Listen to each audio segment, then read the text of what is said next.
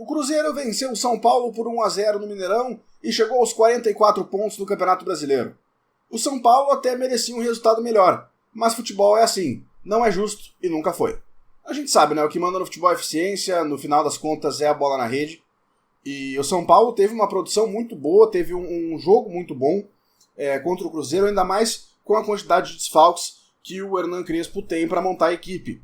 O São Paulo se impôs contra o Cruzeiro, sobretudo no primeiro tempo, e empurrou o Cruzeiro para trás, não deixou o Cruzeiro ter a bola e ter o comando do jogo. Tomou um gol no lance fortuito, um lance de desvio numa falta, mas uma campanha em campeonato também é feita de vitórias assim. E aí eu digo isso do lado do Cruzeiro. O Cruzeiro tem um desempenho bom em geral no campeonato, joga bem, mas existem jogos em que não vai ser possível.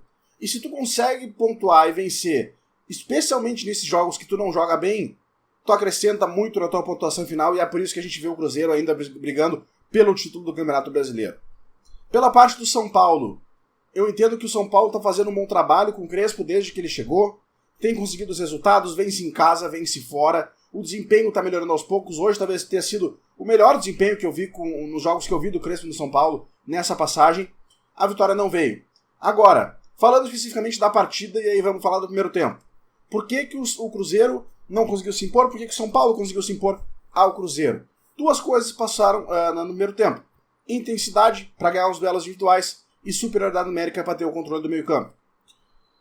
O Crespo arma o time naquele 3-4-1-2, 3-5-2 e coloca duelos individuais na marcação. Encaixes individuais. Ele é dependente dos jogadores ganharem a maioria dos duelos, senão o adversário vai conseguir se impor. E o time de São Paulo ganhou a maioria dos duelos hoje. Então o Cruzeiro não conseguia passar do meio campo com muita frequência com a bola dominada, e o São Paulo incomodava a saída de bola do Cruzeiro sempre. O São Paulo tinha 3 zagueiros mais 5 jogadores do meio campo. Nesses 2/3 do campo, são 8 jogadores que o São Paulo tinha. E o Cruzeiro tinha 6 nessas mesmas áreas. Aí tá a superioridade numérica que permitiu ao São Paulo se impor no meio campo. Me surpreendeu o fato do Leonardo Jardim não ter mudado o esquema do Cruzeiro para o jogo de hoje. Quando que o Cruzeiro conseguiu equilibrar um pouco as coisas? Quando os jogadores da linha de frente, Matheus Pereira e Caio Jorge, depois o Gabigol entrou, recuaram e ajudaram a marcar. Só que aí o time ficou muito para trás. Quando tu rouba a bola, tu precisa atravessar meio campo para conseguir criar uma chance. E tu consegue equilibrar o meio, mas é o cobertor curto, né? Quando tu não muda o esquema, tu enfrenta uma equipe com tantos jogadores no meio campo, tu vai ter dificuldade.